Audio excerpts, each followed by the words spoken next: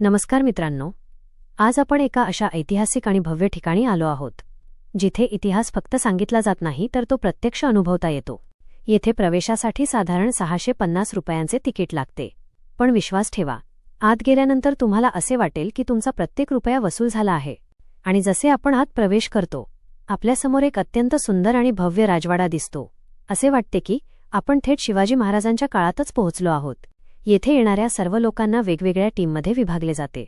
2 किंवा 3 टीम्स बनवल्या जातात आणि प्रत्येक टीमसोबत एक मार्गदर्शक गाईड असतो।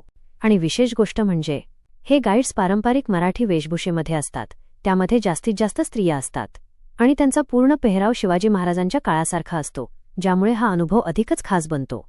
त्यानंतर आपण पुढे जातो, जिथे आपल्याला एक शानदार स्टोरी शो पाहायला मिळतो, जो छत्रपती शिवाजी महाराजांच्या एका प्रेरणादायी कथेवर आधारित असतो। आता आपण या कथेचा आनंद घेणार आहोत, तुम्ही सुद्धा लक्ष देऊन पहा, कारण हा अनुभव तुम्हाला पूर्णपणे इतिहासामध्ये घेऊन जाणारा आहे। तर चला सुरुवात करूया छत्रपती शिवाजी महाराजांच्या या अद्भुत गाथेला। तुम्ही सुद्धा पहा आणि अनुभवा इतिहासाचा हा अनोखा प्रवास। परखलदासांच्या नजरेतून आता हे परखलदास कोण होते तर मिर्झा राजा जयसिंग यांचे वकील होते। ज्या वेळेला आपले महाराज आग्र्यावरून निसटले, त्या आग्र्याला गेले, आग्र्यामध्ये पोहोचले, त्यावेळेला तिथे घडणारी प्रत्येक गोष्ट, प्रत्येक घटना ते लिहून ठेवायचे आणि परखलदासांना पत्राद्वारे कळवायचे। आता या शो मध्ये आपण या स्क्रीनवरती पाहणार आहोत छत्रपती शिवाजी महाराजांचा शामियाना, ते ज्या शामियानामध्ये थांबले होते ते। या स्क्रीनवरती आपण पाहणार आहोत औरंगजेबाचा दरबार आणि मधल्या स्क्रीनवरती पाहणार आहोत परखलदासांचा पत्रव्यवहार। तर सुरू करूया। पण तत्पूर्वी 2 सूचना आहेत। छत्रपती शिवाजी महाराज आणि आलमगीर औरंगजेब शून्यातून सुरुवात करून 400 वर्षांची आक्रमकांची सत्ता उलथून लावायचं स्वप्न बघणारा एक वीर, तर दुसरा त्यांच्या स्वप्नांची धुळधाण करायला निघालेला दिल्लीचा सर्वशक्तिमान बादशाह आलमगीर। नियतीने एकदाच या 2 कट्टर शत्रूंना एकमेकांच्या समोर आणलं आणि या अभूतपूर्व घटनेनं भारताचा इतिहास बदलला।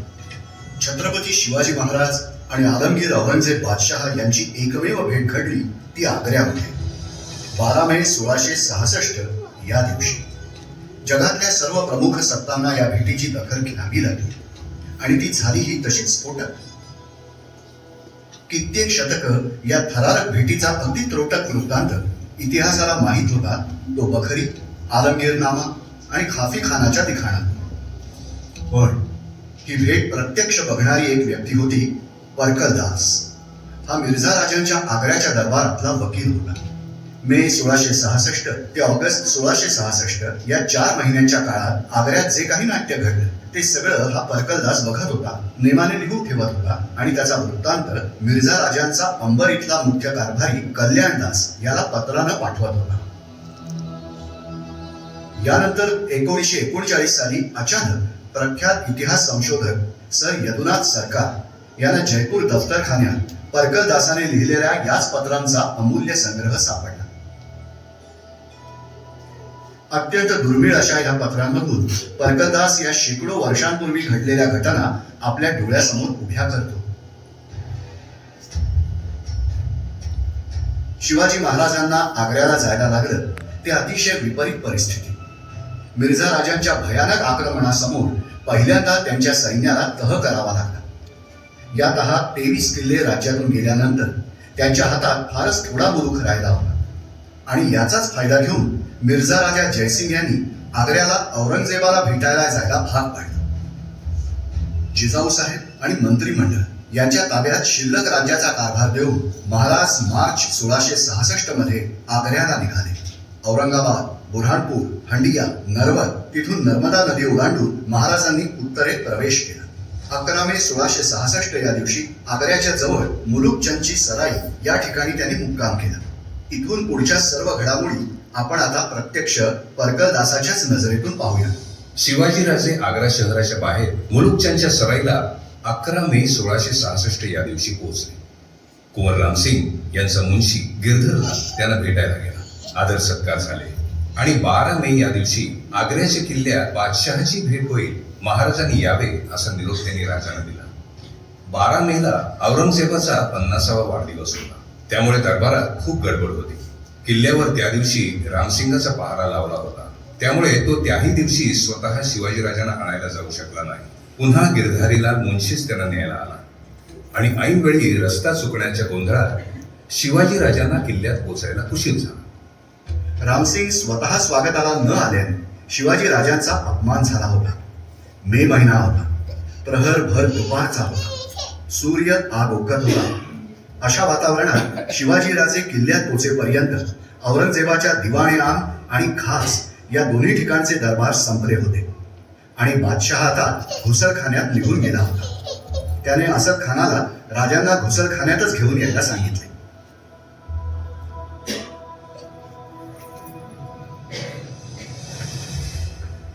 आइए राजेश जी, या.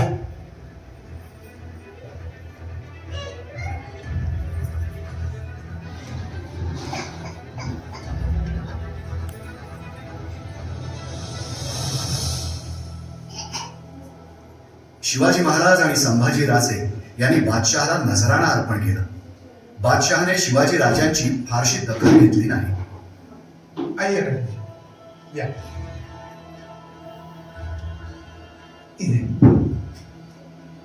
दरबारामध्ये औरंगजेबाने शिवाजी राजांकडे पूर्णतः दुर्लक्ष केलं. या. नंतर खिल्लतीचा कार्यक्रम सुरू झाला. त्यातही महाराजांना डावलून इतरांना खिल्लत द्यायचा प्रकार सुरू झाला.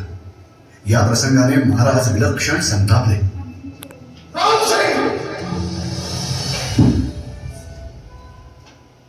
राजाने आम्हाला भरोसा दिला म्हणून आम्ही या दरबारात आलो. या दरबाराची ही रीत आहे. तुम्ही पाहिलं, तुमच्या बापाने पाहिलंय, तुमच्या बादशहाने पाहिलंय. मला मुद्दाम असं इथे उभं करून आमचा अपमान करावा असे अवकाळी असं अपमान यासाठी आलो का आम्ही इथे? नको आम्हाला तुमची माणसं. आमच्याशी असं वागताना फार विचार करायला हवा होता तुमच्या बादशहाने. राजाजी, हा गैरसमज होतोय. आपण दरबारात चला, बादशांना भेटा. ते आपल्याला खिल्लत द्यायला तयार आहे. तुमची खिल्लत आम्हाला नकोय. हो, सर्वकाळ परत पाठवा. तुमच्या बादशहाची मनसा आम्हाला नको म्हणून सांगा त्यांना. त्यांची चाकरी आम्हाला मंजूर नाही. असा आपण सण करण्यापेक्षा आम्ही मरण पत्करू. आमचं मरण जवळच आहे. आम्हाला मारून टाका, नाहीतर आम्हीच आमचा जीव घेतो. आम्हाला काही करायचं असेल तर कसं करा. आम्हाला मारायचं असेल तर मारा. आमचं डोकं उडवायचं असेल तरी चालेल, पण या बादशाच्या समोर आम्ही येणार नाही. राजाजी, शांत व्हा. हा सर्वभाव मानाचा आहे, त्याचा स्वीकार करा. बादशांनीच तसं फरमावलंय आपल्याला. सांगितलं नाही. आज जसवंत सिंग त्याच्या मागे म्हणून उभा करता काय? तुमच्या बादशाला सांगा, हा जसवंत सिंग, हा जसवंत सिंग लढाई पार दाखवून पळाला होता. त्याच्या मागे आम्ही. आमच्या बाळासमोर तुमच्या खिल्लतीची काय किंमत? आम्हाला तरी चालेल, या तुमच्या बादशाच्या समोर आम्ही येणार नाही. त्याची चाकरी आम्ही करणार नाही. सांगत आला त्याला राजाजी, राजाजी,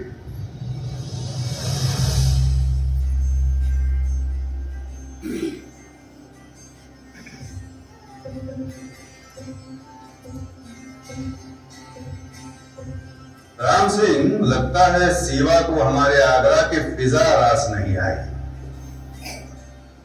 समझाओ उसे, इल्लत पहनाओ. जब उसकी तबीयत ठीक हो जाए उसे दरबार में हाजिर करो.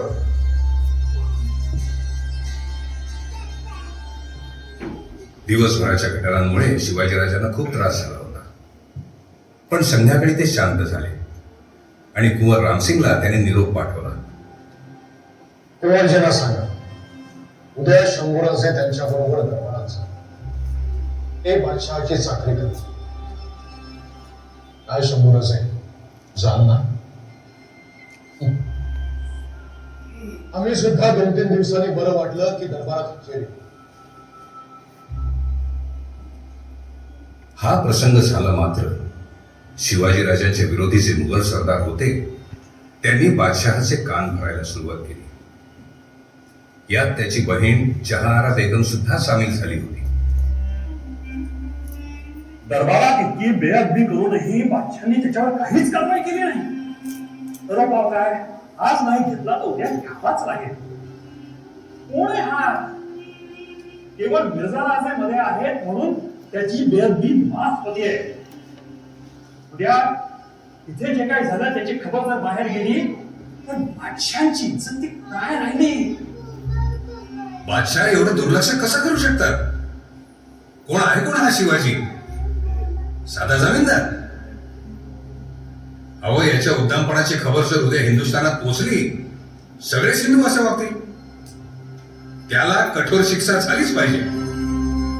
बादशाह यांनी आमची सूरत लुटली, तिची पार बदसूरती करून टाकली आणि आता इथे आग्र्याला येऊन तुमची बेअदबी करतोय. अहो, तुम्ही असं सहन कसं करू शकता? या सगळ्या कागाळ्या ऐकून संतापलेल्या बादशहाने निर्णय घेतला. त्यांनी सिद्दी फौलाद खानाला सांगितलं, सिवाला रजंदाज खानाच्या हवेलीत घेऊन जा. याचा अर्थ सिवाला संपवा असाच होता. ही बातमी कळता क्षणी कुंवर रामसिंग यांनी आमीन खान यांची भेट घेतली आणि सांगितले, शिवाजीराजे माझ्या वडिलांच्या भरवशावर इथे आले. त्याला मारायचं असेल तर आधी मला आणि माझ्या मुलाला ठार मारा आणि मगच त्यांच्यावर कारवाई करा. आमीन खानने हा निरोप जसाच्या तसा बादशहाला सांगितला. अच्छा, रामसिंग मिर्झा राजाला मध्ये घालतोय काय? रामसिंगला म्हणाव, शिवा जर इथून पळून गेला किंवा दरबारातल्या सारखं त्याने काही गैरवर्तन केलं तर त्याची जबाबदारी रामसिंगची. त्याच्याकडून जामीन लिहून देत असा. आणखी एक, हा बोल. रामसिंगला म्हणाव, शिवाला घेऊन काबूलच्या मोहिमेवर निघा आणि हा आमचा हुकूम आहे. इकडे शिवाजी राजांनी जाफर खान मार्फत बादशहाकडे माफी मागितली, पण काबूलला जायला साफ नकार दिला. बादशहाने आता तरी शिवाजी राजांना माफ केलाय, त्यामुळे लवकरच ते मनसब स्वीकारली आणि सगळं ठीक होईल अशी चिन्हे दिसत आहे. रामसिंग, मिर्झा राजांकडे बघून माफ केलाय त्याला, पण त्यानं दरबारातल्या सारखी गुस्ताखी जर पुन्हा केली तर त्याला माफी नाही.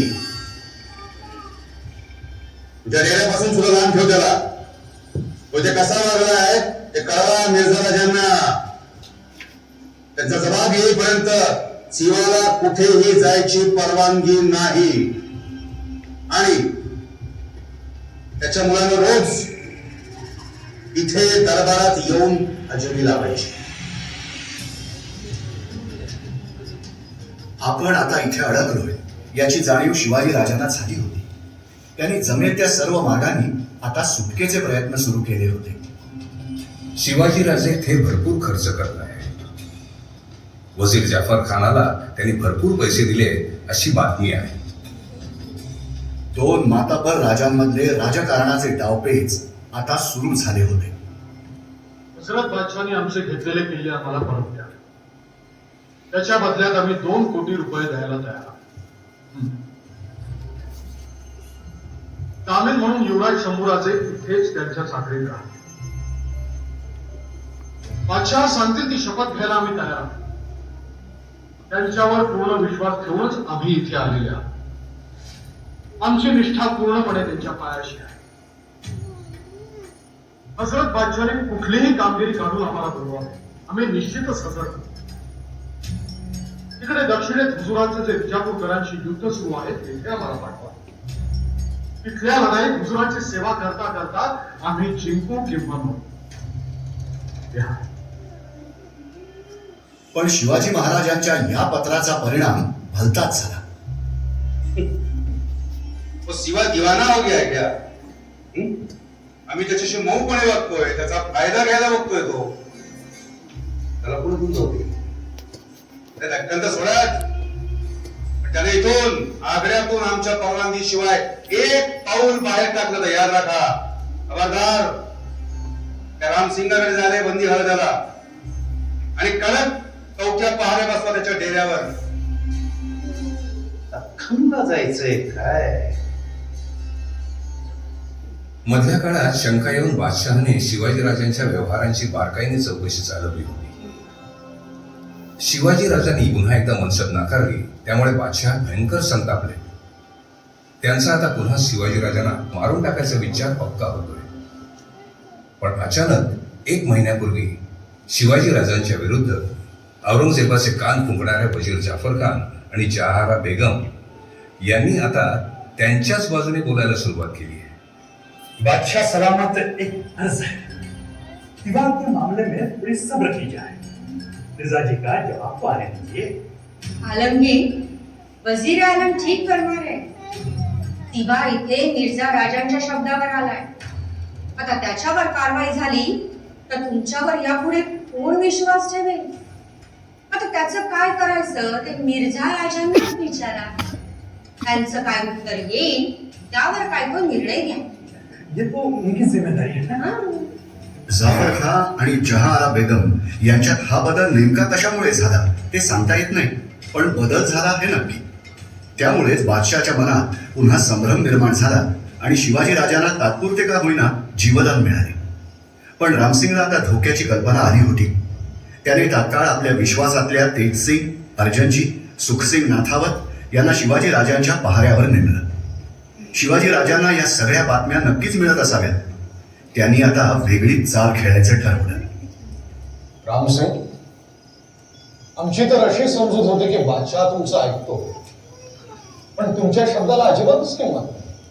तो तुमचं काहीच ऐकत नाही. तुम्ही जा, बादशाहला सांगा की तुमचा आणि शिवाचा काहीही संबंध नाही. तुम्हाला जे करायचं ते करा त्याचं, आणि तुमचा जामीन तुम्ही रद्द करून घ्या. आणि तुम्ही सगळे निघा. आम्ही एकटेच इथे राहणार. आमचं काय व्हायचं ते होऊ दे. बादशाहला सांगा आम्ही आमच्या सगळ्या माणसांना परत पाठवत आहोत, तेव्हा त्यांना जायची परवाना पत्रे तरी द्या. तुमच्या सगळ्या इच्छा आता संपलेल्या आहेत. असं वाटतं ना सगळं सोडून संन्यास घ्या. बादशाहला सांगा आम्हाला संन्यास घेण्यासाठी बनारसला जायची परवानगी. आम्ही बनारसलाच जातो. बापू, बापू, फकीर ही बनना है तो बनारस क्यों? उसे कहो प्रयाग के किले में चला जाए. वहां हमारे बहादुर खान है, अच्छी खातिरदारी करेंगे उससे. शिवाजीराजांचे काय होणार काही समजत नाही. त्यांच्या डेऱ्याभोवती आता बादशहानी चौक्या लावल्या.